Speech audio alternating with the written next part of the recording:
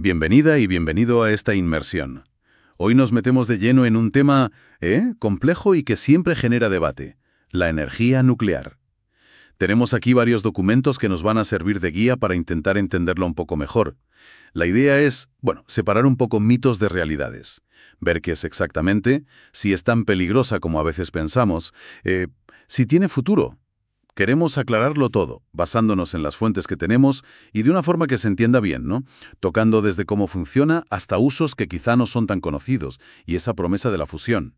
Exacto. Es que es un tema con muchos matices y a menudo muy polarizado. Nuestra idea es ofrecer una visión lo más equilibrada posible, siempre con los datos de las fuentes en la mano, viendo lo bueno y, también los desafíos que tiene esta tecnología. Vamos a intentar responder a esas preguntas clave que siempre salen. Perfecto, pues empecemos por el principio. Cuando hablamos de energía nuclear hoy, la que se usa, ¿a qué nos referimos? ¿Cómo funciona básicamente? Pues mira, fundamentalmente hablamos de fisión nuclear. El proceso consiste en dividir núcleos de átomos pesados, normalmente uranio, en un reactor nuclear. Esa división libera una cantidad de calor enorme y ese calor se usa para calentar agua, generar vapor y, mover una turbina que es la que produce la electricidad. Es una tecnología que, ya tiene sus décadas. Se desarrolló a mediados del siglo XX. Entiendo. ¿Y qué papel juega hoy en día? ¿Se usa mucho? Pues, según los datos más recientes, de 2025, genera como un 10% de la electricidad mundial. Hay unas 420 centrales operativas. Ahora, en las economías más avanzadas, ese porcentaje es mayor, casi un 20%. Pero fíjate, es muy desigual. Tienes a Francia, que es el caso paradigmático, con casi el 70% de su electricidad de origen nuclear. Y luego tienes otros países, como Alemania o aquí en España, que están en proceso de reducirla o incluso eliminarla. Refleja visiones muy distintas, ¿no? Claro, estrategias diferentes y una pregunta que surge enseguida. ¿Es renovable? ¿Como la solar, la eólica? ¿Entra en esa categoría? Pues la respuesta corta, según todas las fuentes, es que no, no lo es. Porque depende de un combustible, el uranio 235, que es un isótopo que se encuentra en la naturaleza, pero en cantidades limitadas. A ver, hay reservas para bastante tiempo, ¿eh? Se habla de unos 200 años al ritmo actual y se podrían encontrar más. Pero no se regenera. No es como el sol que sale cada día o el viento. Es un recurso finito. Vale, entendido. No renovable estrictamente hablando. Exacto, pero ojo, aquí hay un matiz muy importante que sí destacan las fuentes. Y es que sí se considera una energía de bajas emisiones de carbono o limpia en cuanto a gases de efecto invernadero. Durante la operación de una central nuclear, lo que se emite es vapor de agua, no CO2. Por eso, aunque no sea renovable, la Unión Europea, por ejemplo, la ha incluido, con condiciones eso sí, en su taxonomía verde. Reconoce su papel para luchar contra el cambio climático al poder sustituir a los combustibles fósiles. Ah, interesante. O sea, no renovable, pero sí baja en carbono. Y ¿mencionan las fuentes algo sobre tecnologías futuras que podrían cambiarlo del combustible limitado? Sí, sí. Se habla de los reactores rápidos o reactores de nueva generación. Estos podrían, en teoría, aprovechar muchísimo más el uranio, incluso residuos que ya existen. Multiplicarían por mucho la duración de las reservas. Harían el combustible casi inagotable en la práctica. Pero todavía no están desplegados a nivel comercial masivo. Es algo más a futuro. Vale. Vayamos al tema, quizá el más polémico, la seguridad. ¿Es oír nuclear y pensar en Chernóbil, en Fukushima? Claro, es inevitable, y es un punto central en todos los análisis. A ver, la realidad es que las centrales nucleares actuales operan con unos estándares de seguridad altísimos. Son increíblemente exigentes. Tienen múltiples sistemas de seguridad redundantes, barreras de contención, protocolos muy estrictos. La probabilidad de que ocurra un accidente grave es, de hecho, muy baja. Ya, pero han ocurrido. ¿Y cuando ocurren? Exacto. Ese es el quid de la cuestión. Cuando ocurren, aunque sean muy infrecuentes, las consecuencias pueden ser terribles. Chernobyl en el 86, Fukushima en 2011, son los ejemplos que todos tenemos en mente. Causaron evacuaciones masivas, contaminación radioactiva que dura décadas en zonas muy amplias, problemas de salud. El impacto social, ambiental y humano de esos eventos es enorme, innegable. Y eso, lógicamente, genera mucha preocupación y rechazo. Y aquí es donde los datos que aportan las fuentes pueden chocar un poco con esa percepción, ¿verdad? ¿Cómo sale parada la nuclear si la comparamos estadísticamente con otras energías? Pues sí, aquí es donde la percepción y los datos divergen bastante. Los estudios comparativos que se citan indican que la energía nuclear es, estadísticamente hablando, una de las formas más seguras de generar electricidad que tenemos. Perdona, una de las más seguras, con esos accidentes. Sí, porque la comparación no solo mira las muertes directas por accidentes, que en la nuclear son pocas pero muy mediáticas, sino que incluye las muertes causadas por la contaminación del aire, la que producen cada día las centrales de carbón, de gas, de petróleo. Esa contaminación causa, según la OMS y otros estudios, cientos de miles de muertes prematuras al año en todo el mundo, enfermedades respiratorias, cardiovasculares. Las fuentes que manejamos hablan de que la nuclear causa un 99,8% menos muertes por unidad de energía que el carbón. Un 99,8% y un 97,6% menos que el gas natural. Su tasa de mortalidad, incluyendo accidentes y todo el ciclo, es comparable a la de la eólica o la solar. Muy, muy baja. Sí, es un dato fuerte, contraintuitivo totalmente. O sea, que vivir cerca de una central térmica de carbón es, según esto, mucho más peligroso en el día a día. Estadísticamente, por la contaminación purámica sí, mucho más. Además, hay que decir que la industria ha aprendido de los accidentes. Los diseños más nuevos, los reactores de generación 3, Plus o 4, incorporan más medidas de seguridad pasiva. O sea, sistemas que funcionan por gravedad o convección natural, que no necesitan electricidad externa ni intervención humana para refrigerar el reactor si hay un problema. El riesgo cero no existe en ninguna actividad humana. Claro, en la nuclear la probabilidad es baja, pero la consecuencia, si ocurre, es alta. Pero en el cómputo global de salud pública, los datos la sitúan entre las más seguras. Vale, muy aclaratorio ese punto. Hablemos de eficiencia. Se dice que un poquito de uranio da para muchísimo. ¿Es tan eficiente comparada, por ejemplo, con el gas natural? Pues sí, en términos de densidad energética, la diferencia es brutal. Las fuentes suelen poner un ejemplo muy gráfico. Una pequeña pastilla de combustible de uranio del tamaño de la yema de un dedo, unos 5 gramos, contiene tanta energía como 1 tonelada de carbón o como casi 500 metros cúbicos de gas natural. Madre mía. Imagina la diferencia logística, ¿no? En transporte, en almacenamiento. Es enorme. ¿Y eso se notará en los costes del combustible, supongo? Claro, directamente. En una central nuclear, el coste del uranio apenas es un 9 o 10% del coste total de producir electricidad. En cambio, en una central de gas de ciclo combinado, el coste del gas puede ser el 90% o más del coste total. Varía mucho con el precio del gas, claro. Y además hay otra cosa clave en la eficiencia del sistema. Las nucleares funcionan casi todo el tiempo. Tienen factores de capacidad altísimos, por encima del 80 o 90%. O sea, están produciendo electricidad de forma constante, día y noche, haga frío o calor. Son la energía de base perfecta para estabilizar la red. Entendido. Mucha energía en poco material y producción constante. Pero, una cosa. La eficiencia al convertir el calor en electricidad. Creo que ahí las de gas más modernas ganan, ¿no? Ahí sí. En ese aspecto técnico concreto, la eficiencia termodinámica. Una central nuclear actual convierte en electricidad un 33-37% del calor que genera. Es parecido a una central de carbón. Las centrales de gas de ciclo combinado, más eficientes, sí pueden llegar al 60% de eficiencia en esa conversión directa. Pero vamos, que la enorme energía contenida en el combustible y su funcionamiento continuo hacen que la nuclear sea muy eficiente a nivel global del sistema eléctrico. Vale, pasemos al impacto ambiental. Ya hemos dicho que las emisiones de CO2 durante la operación son prácticamente nulas. ¿Qué más nos dicen las fuentes sobre su huella ambiental? Pues que si analizas todo el ciclo de vida completo, desde la minería del uranio, la construcción de la central, la operación hasta el desmantelamiento y la gestión de residuos, las emisiones de CO2 por kilovatio hora generado son muy bajas. Son comparables a las de la energía eólica, unos 11-12 gramos de CO2 por kilovatio hora, y bastante menores que las de la solar fotovoltaica, que rondan los 40 gramos por la fabricación de los paneles. Y bueno, ni hablar de la diferencia con el gas, casi 500 gramos, o el carbón, más de 800 gramos. Las fuentes estiman que gracias a la energía nuclear se han evitado la emisión de más de 60 gigatoneladas, o sea, 60.000 millones de toneladas de CO2 desde los años 70. Es una herramienta muy potente contra el cambio climático, eso es innegable. Ese es el gran argumento a favor, claro. Pero siempre sale el tema de los residuos radioactivos. Ese es el gran pero ambiental, ¿no? Sin duda. Es el principal desafío ambiental de la energía nuclear de fisión. No hay que negarlo.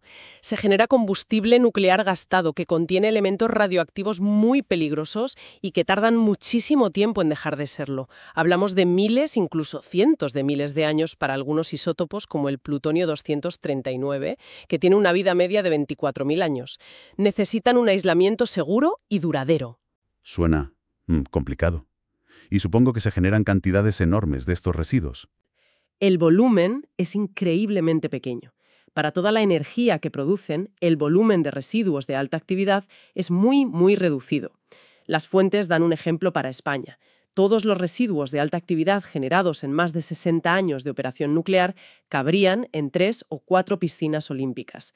A nivel mundial, todos los residuos de alta actividad generados hasta hoy cabrían en un campo de fútbol con unos pocos metros de altura. Si lo comparas con las montañas de cenizas tóxicas que genera el carbón o con las gigatoneladas de CO2 que van a la atmósfera, el volumen es manejable. El problema no es el volumen, insisto, es la radiotoxicidad y la duración de esa toxicidad. Requiere una gestión muy cuidadosa y a muy largo plazo. Entendido. ¿Y qué se hace con ellos? ¿Cuál es la solución que se plantea para gestionarlos a tan largo plazo? Bueno, el proceso tiene varias etapas. Primero, el combustible gastado se saca del reactor y se almacena durante años en piscinas de agua dentro de la propia central.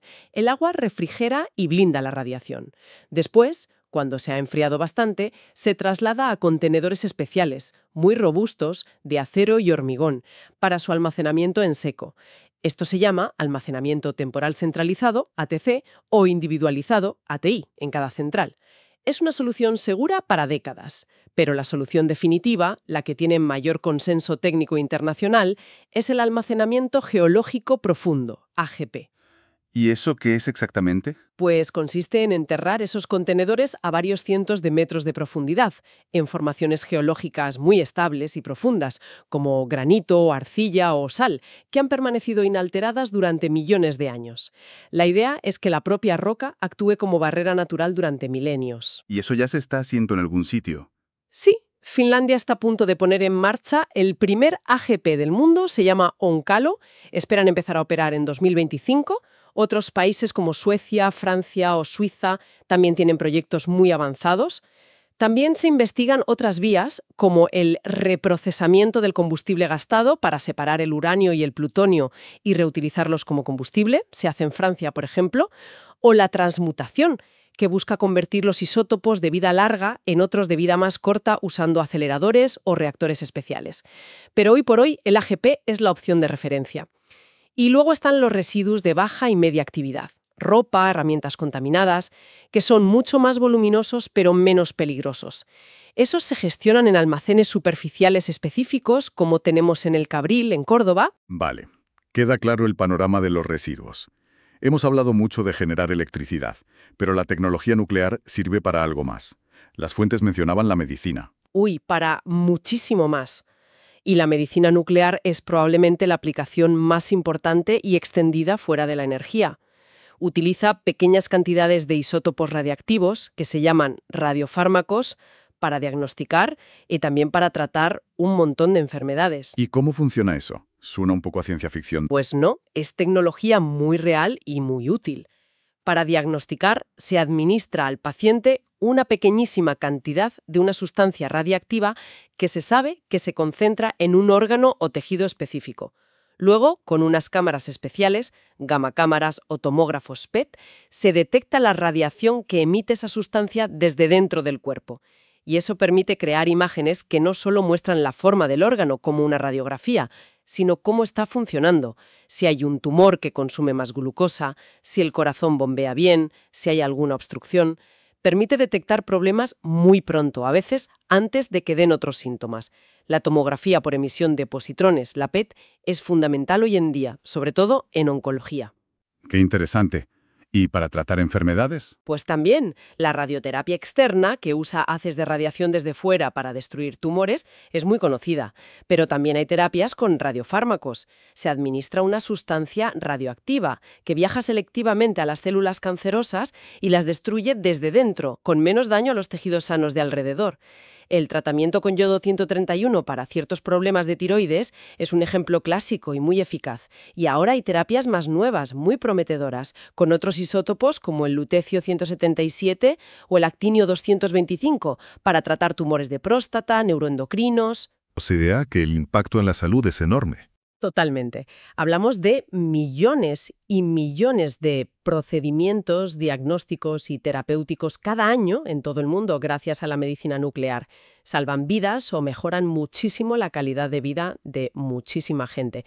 El tecnecio 99M, por ejemplo, que se produce en reactores de investigación, se usa en más del 80% de los diagnósticos. Es un campo además en constante innovación, buscando terapias más dirigidas, medicina personalizada. El reto aquí es asegurar un suministro estable de estos isótopos, que suelen tener vidas medias cortas y se producen en pocos reactores en el mundo. Fascinante. Hemos cubierto la fisión, que es romper átomos, pero siempre se oye hablar de la fusión nuclear, eso de imitar la energía de las estrellas, del Sol. Exacto. La fusión es el proceso opuesto a la fisión. En lugar de dividir átomos pesados, une núcleos de átomos muy ligeros, normalmente isótopos del hidrógeno, como el deuterio y el tritio. Al unirse, forman un núcleo más pesado, el helio, y liberan una cantidad de energía todavía mayor que la fisión. Es literalmente el proceso que hace brillar al Sol y a las estrellas. ¿Y por qué genera tanta expectativa? ¿Por qué se investiga tanto? Pues porque si lográramos controlarla en la Tierra para producir energía, tendría unas ventajas impresionantes. Primero, el combustible. El deuterio se extrae del agua del mar. Es abundantísimo. El litio, necesario para generar tritio, también es relativamente abundante. Sería una fuente de energía prácticamente ilimitada. Segundo, sería limpia en cuanto a emisiones. No produciría gases de efecto invernadero. Tercero, los residuos radiactivos que generaría serían de mucha menor actividad y de vida mucho más corta que los de la fisión. No habría residuos de larga duración como el plutonio. Y cuarto, sería intrínsecamente segura. La reacción de fusión no es una reacción en cadena como la fisión. Si algo falla, simplemente se para. No hay riesgo de una fusión del núcleo o de un accidente tipo Chernóbil. Suena demasiado bueno para ser verdad. La solución energética definitiva. ¿Por qué no la estamos usando ya? Porque es increíblemente difícil de conseguir tecnológicamente. Es uno de los mayores desafíos científicos y de ingeniería a los que se enfrenta la humanidad.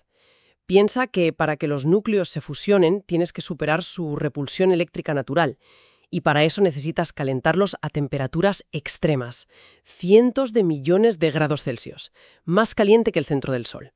Y luego tienes que mantener ese gas supercaliente, que se llama plasma, confinado y estable el tiempo suficiente para que ocurran las reacciones de fusión y poder extraer la energía. Es brutalmente complicado. ¿Y cómo se intenta hacer? ¿Hay avances? Sí. Se avanza constantemente, aunque despacio. Hay dos enfoques principales. Uno es el confinamiento magnético. Usar campos magnéticos muy potentes para contener el plasma dentro de una cámara con forma de donut. Es la tecnología de los tokamaks, como el gran proyecto ITER. El otro es el confinamiento inercial.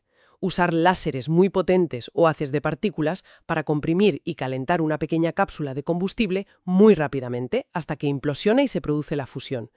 Y hubo un hito muy importante a finales de 2022.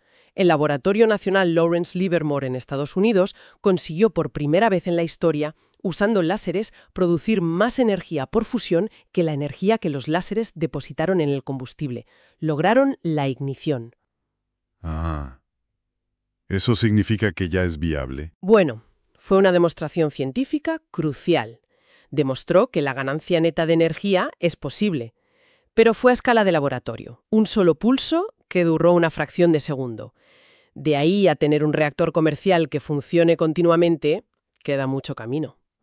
¿Y el proyecto ITER que mencionabas? ITER es el gran experimento mundial en construcción en el sur de Francia.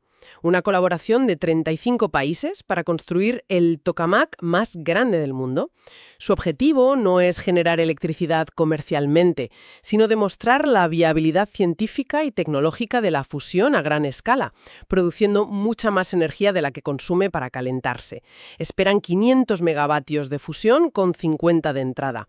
Es un proyecto gigantesco, complejísimo, pero aún le faltan años. Esperan tener el primer plasma no antes de 2033 y las pruebas a plena potencia serán en la década de 2040. Después de ITER vendría un reactor de demostración, DEMO, que ya sí generaría electricidad a la red, quizá a mediados de siglo.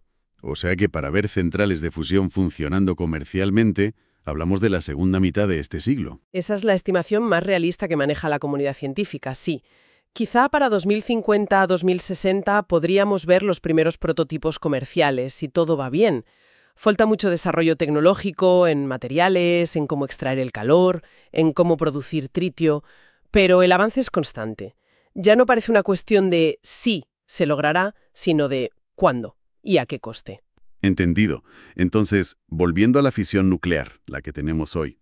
Haciendo un balance rápido de todo lo que hemos comentado basándonos en las fuentes, ¿cuáles serían sus pros y contras clave pensando en la transición energética actual? Pues, resumiendo mucho, ventajas clave, la primera y fundamental hoy, sus bajísimas emisiones de CO2. Es una gran aliada contra el cambio climático. Luego, la altísima densidad energética. Necesita poquísimo combustible y ocupa poco terreno comparada con otras fuentes para generar la misma cantidad de energía. La producción constante y fiable, 24 horas al día, 7 días a la semana. Da estabilidad a la red eléctrica, lo que se llama carga base. Puede fomentar la independencia energética de los países, al no depender tanto de las importaciones de gas o petróleo. Y como vimos, una seguridad estadística muy alta si la comparamos con los combustibles fósiles, a pesar de la percepción. Desventajas y desafíos. El principal, sin duda, la gestión a largo plazo de los residuos radioactivos de alta actividad. Es un reto técnico y social importante. Los altos costes iniciales de construcción de las centrales y los largos plazos que se necesitan para ponerlas en marcha. Son inversiones enormes, la percepción pública del riesgo y la oposición social que genera en muchos lugares, a menudo ligada a los accidentes pasados y al tema de los residuos, el posible riesgo de proliferación de materiales nucleares para usos no pacíficos, aunque existen salvaguardas internacionales muy estrictas, y por último, que depende de un recurso finito, el uranio, aunque como dijimos, las reservas actuales dan para mucho tiempo y las nuevas tecnologías podrían alargarlo enormemente. Un balance complejo, desde luego. Se entiende que haya posturas tan diferentes y que cada país tome decisiones distintas sobre su futuro nuclear. Bueno, pues creo que hemos cubierto bastante terreno, ¿eh? Desde entender cómo funciona la fisión, desmontar un poco el mito de su peligrosidad si miramos las estadísticas globales, abordar el desafío real que existe de los residuos, descubrir esas aplicaciones médicas tan importantes y vitales, y hasta hemos echado un vistazo a esa promesa lejana pero fascinante que es la fusión nuclear. Sí, yo creo que si nos tenemos que quedar con las ideas principales serían esas. La fisión nuclear actual no es renovable, pero sí es muy baja en carbono y muy eficiente en el uso del combustible. Estadísticamente es una de las formas más seguras de generar energía, aunque los accidentes pasados, por su gravedad, pesan mucho en la percepción social. Su mayor reto sigue siendo la gestión final de los residuos de alta actividad, aunque hay soluciones técnicas viables, como el almacenamiento geológico profundo, que se están empezando a implementar. La fusión nuclear es la gran esperanza a muy largo plazo, por ser potencialmente limpia, segura y casi ilimitada, pero todavía necesita décadas de desarrollo tecnológico. Y no podemos olvidar el impacto positivo y muy presente que tiene la tecnología nuclear en campos como la medicina. Y quizá como reflexión final para quienes nos escuchan, algo que se deriva de todo esto, vivimos en un mundo que necesita urgentemente descarbonizar su economía para frenar el cambio climático. Y al mismo tiempo, necesita asegurar un suministro energético fiable y asequible para todos. Entonces la pregunta es, ¿cómo ponderamos los beneficios medibles y claros de la energía nuclear de fisión, sus bajas emisiones, su fiabilidad, frente a sus desafíos, los residuos a largo plazo, el coste inicial, la percepción social del riesgo y, sobre todo, cómo comparamos esos riesgos y desafíos con los impactos diarios conocidos, masivos y continuos de los combustibles fósiles que todavía dominan nuestra matriz energética y que tienen consecuencias climáticas y para la salud pública demostradas y devastadoras. No hay una respuesta fácil, ni única, pero sí parece clara la necesidad de tener esta conversación de forma informada, ¿no? Basándonos en los datos, más allá de las posturas preconcebidas. Muchísimas gracias por acompañarnos en este análisis detallado. Esperamos que haya sido útil para comprender un poco mejor esta fuente de energía tan potente y a la vez tan controvertida.